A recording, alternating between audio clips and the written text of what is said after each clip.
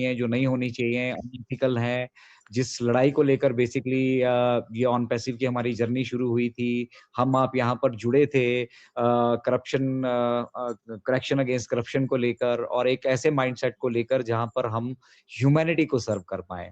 तो हरीश भाई बहुत-बहुत स्वागत है आपका और मैं सबसे मतलब आपका पहले हम इंट्रोडक्टरी मैसेज ले लें। आप हमारे साथ यहाँ जुड़ चुके हैं तो और मैं ये कहना चाहूँगा हरीश भाई कि क्या ह्यूमैनिटी का जो ठेका है, वो अकेले मिस्टर ऐश ने ही ले रखा है? तो स्वागत है आपका। आप बात हमारे बीच रखें व्यूअर्स का जी, और थैंक यू बढ़ाते हैं अजय आज की भाई, नमस्कार। जी, जी, नमस्कार, नमस्कार अजय भाई। और हमारे साथ जुड़े हुए सभी साथियों को भी, हमारे प्राउड फाउंडिंग कम्युनिटी को और हमारे सभी रेस्पेक्टेड फ्रेंड्स एंड फैमिली को मेरा भी नमस्कार। साथियों, काफी समय के बाद हम इस तरह से रूबरू हो रहे हैं और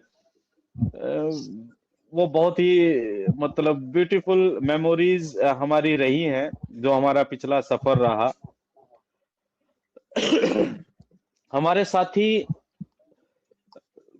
कुछ ना कुछ हर एक के भी दिमाग में चलता रहा अजय भाई। हमारे दिमाग में भी बहुत कुछ चल रहा है और आज के जो मैसेज को देखकर लोगों का एक्साइटमेंट भी काफी आया और मैं तो ये कहूँगा कि लोग इतने मतलब क्या बोलते हैं कि इंतजार में हैं कि कुछ जैसे ओन पैसिव का नाम नजर आया तो लगा कि हाँ, कुछ ना कुछ अपडेट्स हमारे बीच में आज आ रही है या कुछ हलचल हो रही है। तो साथियों, हमारा दोनों का आने का आज का पहला मकसद तो ये था कि इतने काफी समय तक हम कहाँ से क्या हो गया, हम एक नए प्लेटफॉर्म पर आ गए और उसके बावजूद हमें जो भी कुछ बताया गया, लेकिन आज उसमें क्या क्लियरिटी हमारे सामने है। हम दोनों भाइयों ने सोचा कि क्यों ना एक डिस्कशन किया जाए इस विषय पर, ताकि लोगों को कुछ क्लियरिटी भी जाए। आज कोई भी कुछ लोग अभी भी हैं जो अननेसेसरी हाइप क्रिएट कर रहे हैं। वास्तविकता क्या है, रियलिटी क्या है आज की, और हम किस तरह से जो एक उम्मीद और एक आशा और इन सारी चीजों को लगाकर बैठे थे, तो वास्तव में आज हम कहाँ पर हैं। तो इन सारी विषय को लेकर लगा के और कोई तो हमें सामने नजर नहीं आ रहा और हमारे बीच के बहुत सारे साथी ऐसे जो कहीं ना कहीं किसी ना किसी तरह से कुछ गलत सिस्टम्स कह लीजिए या गलत तरह से प्रमोट किए जाने की वजह से वो उलझते चले गए और काफी फाइनेंशियली लॉस भी उठाया और आज भी बहुत लोग उस राह पर आगे बढ़ रहे हैं। तो मेनली दोस्तों, आज के जो लाइव करने का हमारा उद्देश्य था वो ये है कि हम कुछ अब क्लियरिटी के साथ बात कर पाए कि वास्तविकता क्या है और जो कुछ भी अभी मार्केट के अंदर हो रहा है उससे हम कैसे, हमें इलीगल एक्टिविटीज जो भी फाइनेंशियल तौर पर हो रही है उससे हमें कैसे बचना चाहिए। तो हमारे साथ जो भी साथी जुड़े हुए हैं, तो आप सभी का बहुत बहुत स्वागत है साथियों। काफी मिस किया है डेफिनेटली हमने आप सभी लोगों को। हमारी बात होती रहती है तो मतलब वो एक जो दौर गया है ना अजय भाई, मतलब वो मतलब वास्तव में कुछ था उस दौर में, लेकिन हम प्रैक्टिकली अगर बात करें तो कहीं नहीं आ पाए, फाइनेंशियली कहीं नहीं आ पाए, लेकिन वो चार्म तो था, एक मोमेंटम था, एक ऐसा माहौल था जहां पर एक बहुत बड़े बदलाव की हम सभी लोग उम्मीद लगा रहे थे। लेकिन चलिए, जहां भी है तो लगा कि चलिए आज हमें बात करनी चाहिए। तो इसलिए आज हम दोनों भाई आपके बीच में लाइव में हैं साथियों।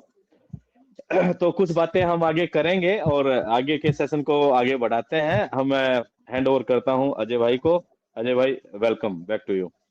बहुत-बहुत स्वागत है हरीश भाई और मतलब ना दिल खुश हो गया है सारे भाइयों को देख के 462 प्लस लाइव चल रहे हैं हरीश भाई यूट्यूब पे और क्या बात है। ये उस दौर की याद दिला रहा है जिस दौर में हम सब लोग फुल्ली मोटिवेटेड थे और एक ऐसा समय भी आया था कि हम लगभग इस जर्नी को कंप्लीट कर चुके थे। तो ladies and gentlemen, we are all proud founders और कहीं न कहीं हम सभी के अंदर वो जज़्बा आज भी हिलोरे मार रहा है कि ह्यूमैनिटी के लिए हम जो कुछ करने के लिए बेसिकली यहाँ डेडिकेटेड होकर आए थे, वो उस जर्नी को हम कैसे आगे मूव ऑन कर पाएँ।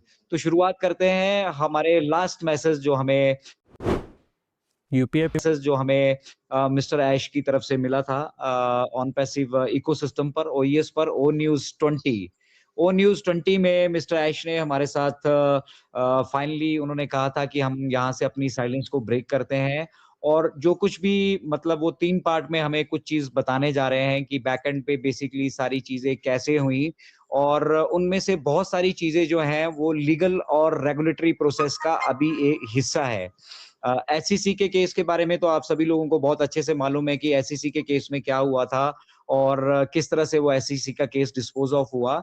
लेकिन उसके अलावा भी बहुत सारी चीज़ें बैक एंड पे हुई हैं, जिनके बारे में ज़िक्र उन्होंने ऑन पैसे हमारे ओ न्यूज़ 20 में मिस्टर ऐश ने किया था और वहाँ उन्होंने बताया था हमें कि मैं ये अभी साइलेंस ब्रेक कर रहा हूँ, अपनी खामोशी को तोड़ रहा हूँ और अपनी खामोशी को तोड़कर क्लियरली, फैक्चुअली एंड पब्लिकली क्या हुआ था, वो सारी चीज़ें अब हमारे साथ वो 3 चीज़ों के लिए मतलब हमारे बीच वो डिस्क्लोज़ करने वाले हैं। और ये इसलिए नहीं कि उन्हें किसी तरह की कोई सिम्पैथी चाहिए या मतलब किसी और वजह से, बट उनको लगता था कि उनकी ये ज़िम्मेदारी बनती थी, उनके कहने से, उनके बोलने से और उनके पीछे जो ये जितने भी हमारी फाउंडिंग मेंबर कम्युनिटी आज आप देख रहे हैं या जो भी फाउंडिंग मेंबर कम्युनिटी हमारी बनी, तो उसकी अकाउंटेबिलिटी उनके ऊपर बनती है, उनके ऊपर वो ज़िम्मेदारी बनती है और उन सबका विश्वास ना टूटे। देखिए हमारे साथ ऐसे-ऐसे भी लोग जुड़े हैं जिन लोगों ने कुछ लोगों ने गहने बेचे हैं अपने, किसी ने रिक्शा बेचा अपना, किसी ने किसी तरह से, किसी ने किसी तरह से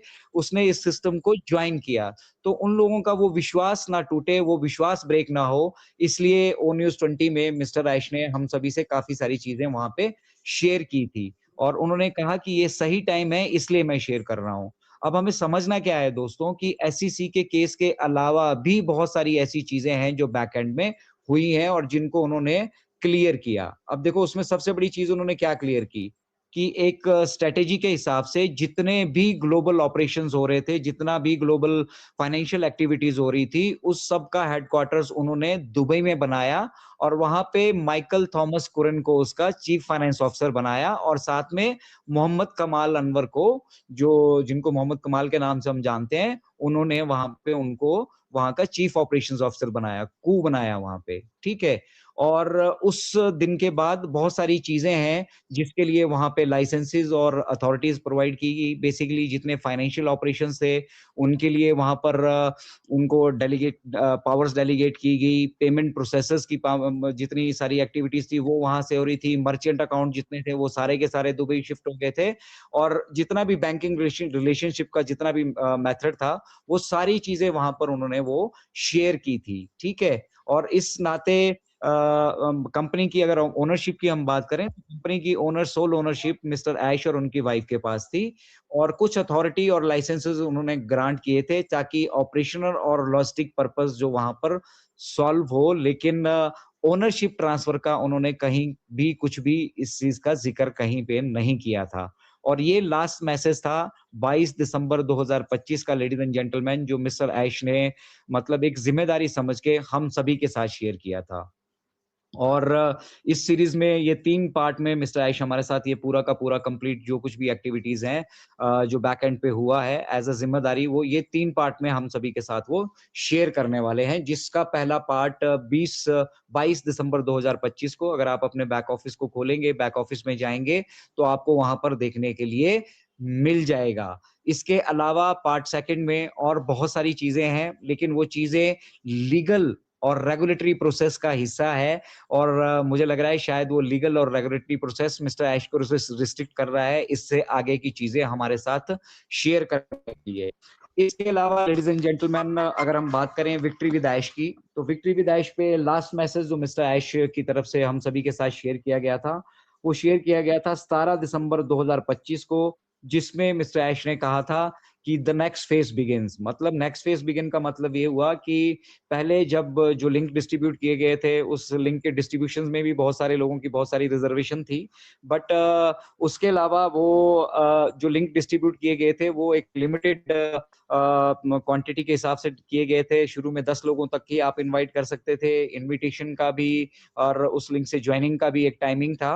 तो वो सारी रिस्ट्रिक्शंस 17 दिसंबर 2025 के बाद मिस्टर ऐश ने लिफ्ट की और उसके बाद आपको 15 लोगों को, 20 लोगों को और एडिशनल एक्स्ट्रा जो है वहां से इनवाइट करने के लिए ऑप्शन दी गई।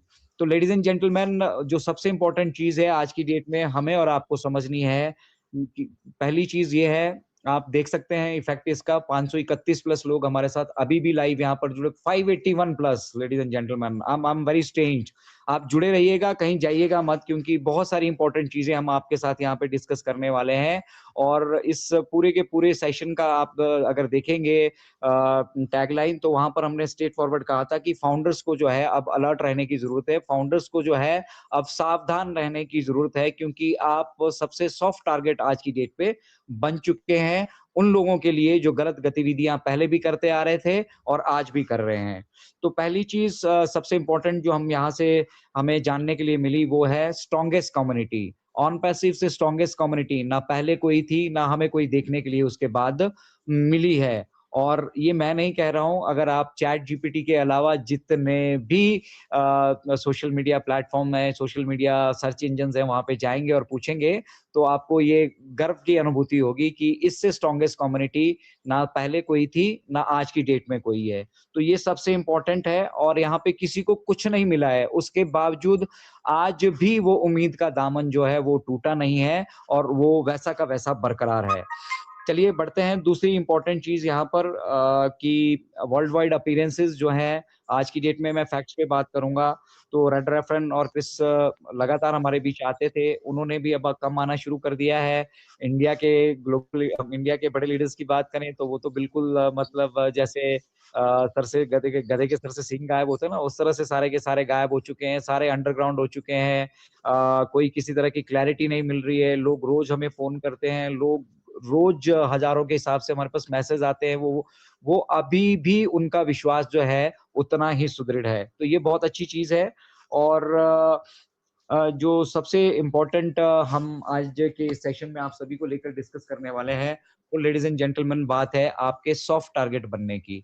आप भी जानते हैं, हम भी जानते हैं, और ये मैटर ऑफ फैक्ट है कि उस 22 दिसंबर के ओ न्यूज 20 के बाद मिस्टर ऐश की तरफ से हमें कोई भी ऑफिशियल कम्युनिकेशन अभी नहीं मिला है। अगेन वो साइलेंस वाला फेस, ओ न्यूज 20 जो है वो आपको 3 पार्ट में मिलने वाली है। पार्ट 1 मिस्टर ऐश आपके साथ शेयर कर चुके हैं और अभी सभी के सभी जो है पार्ट 2 का वेट कर रहे हैं। लेकिन इस दौरान अगर आप सोशल मीडिया पे देखेंगे या कहीं व्हाट्सएप ग्रुप्स की तरफ देखेंगे तो बहुत सारे लोग एक हाइप क्रिएट कर रहे हैं जिसमें कहा जा रहा है कि मार्च बहुत बड़ा होने वाला है, मार्च में कुछ होने वाला है। अभी कुछ लोगों से बात हुई है हमारी पर्सनल लेवल पे, तो वो कह रहे हैं कि 6 अप्रैल के बाद कुछ होगा। तो देखिए, इन सभी की कोई भी ऑफिशियल कंफर्मेशन किसी तरह की नहीं है। आपका विश्वास सुदृढ़ है, बहुत अच्छी बात है। आप मिस्टर ऐश के साथ खड़े हैं, बहुत अच्छी बात है। मिस्टर ऐश भी यहाँ से कहीं भागे नहीं है, बल्कि 22 दिसंबर के बाद हमारे पास उनकी तरफ से कोई भी ऑफिशियल कम्युनिकेशन नहीं है। हम बहुत पीछे छूट रहे हैं, इसलिए इस बारे में सोचने वाले महान व्यक्ति महर्षि श्री ऐश मुफारे जी हैं। सच कहें तो केवल एक आम आदमी के लिए, एक आम आदमी की प्रगति के लिए और दुनिया भर में कई आम लोग पीड़ित हो रहे हैं, इसी सोच के साथ उन्होंने जो यह निर्णय लिया है वह टेक जायंट कंपनियों यानी दिग्गज टेक कंपनियों को भी हिला देने वाला एक अत्यंत क्रांतिकारी परिवर्तन लाने के लिए है, जिसे वे आर्टिफिशियल सुपर इंटेलिजेंस के माध्यम से दुनिया से परिचित कराने जा रहे हैं। ठीक है, तो उस संस्था को दूसरी ओर पहले से हो रहे परिवर्तन पसंद नहीं है। उन्हें परिवर्तन पसंद नहीं है, वे जैसे हैं वैसे ही रहना चाहते हैं। उनके पास किसी के लिए लोगों की भलाई चाहने जैसा कोई विचार नहीं है, किसी को भी, अब तक हर जगह फैल चुकी उन पुरानी टेक कंपनियों को भी नहीं। तो फिर कौन जीतेगा? क्या महान विचारों के साथ सबकी भलाई के लिए सोचकर काम करने वाले यश जी जीतेंगे? स्वार्थ के लिए व्यक्ति अक्सर अपने निजी लाभ और इच्छाओं को प्राथमिकता देता है, भले ही इसका दूसरों पर क्या प्रभाव पड़े। यह एक ऐसी प्रवृत्ति है जहां कोई भी व्यक्ति केवल अपने हित साधने में लगा रहता है और अपने व्यक्तिगत फायदे के लिए किसी भी हद तक जा सकता है। इस प्रकार की सोच में दूसरों की भलाई या समाज के व्यापक हित को अक्सर अनदेखा कर दिया जाता है। स्वार्थ की भावना से प्रेरित होकर लोग ऐसे निर्णय लेते हैं जो केवल उनके अपने लक्ष्यों और आकांक्षाओं को पूरा करते हैं, बिना इस बात पर विचार किए कि उनके कार्यों का दूसरों के जीवन पर क्या असर पड़ेगा। ये केवल व्यक्तिगत लाभ की खोज है, जहां हर कार्य और विचार का केंद्र बिंदु स्वयं व्यक्ति होता है। इस प्रवृत्ति के कारण अक्सर नैतिक मूल्यों और सामाजिक जिम्मेदारियों की उपेक्षा की जाती है, क्योंकि प्राथमिक उद्देश्य केवल अपनी आवश्यकताओं और इच्छाओं को पूरा करना होता है। यह एक ऐसी स्थिति है जहां व्यक्ति अपने स्वयं के हितों को सर्वोपरि मानता है और किसी भी परिस्थिति में अपने लाभ को सुनिश्चित करने का प्रयास करता है। इस प्रकार की मानसिकता में दूसरों के प्रति सहानुभूति या परोपकार की भावना कम हो जाती है और सभी प्रयास केवल अपनी व्यक्तिगत उन्नति और संतुष्टि पर केंद्रित होते हैं। यह एक ऐसी अवधारणा है जो मानव व्यवहार के एक महत्वपूर्ण पहलू को दर्शाती है, जहां व्यक्तिगत लाभ की खोज ही मुख्य प्रेरक शक्ति बन जाती है। इस स्वार्थपूर्ण दृष्टिकोण के परिणाम स्वरूप अक्सर संघर्ष और असंतुलन पैदा होता है, क्योंकि हर कोई केवल अपने लिए सोचता है। यह एक ऐसी स्थिति है जहां व्यक्तिगत इच्छाएं और आवश्यकताएं सामूहिक कल्याण से ऊपर रखी जाती हैं, जिससे सामाजिक सामंजस्य प्रभावित हो सकता है। इस प्रकार स्वार्थ के लिए कार्य करना एक जटिल मानवीय विशेषता है जो व्यक्तिगत और सामाजिक दोनों स्तरों पर महत्वपूर्ण प्रभाव डालती है।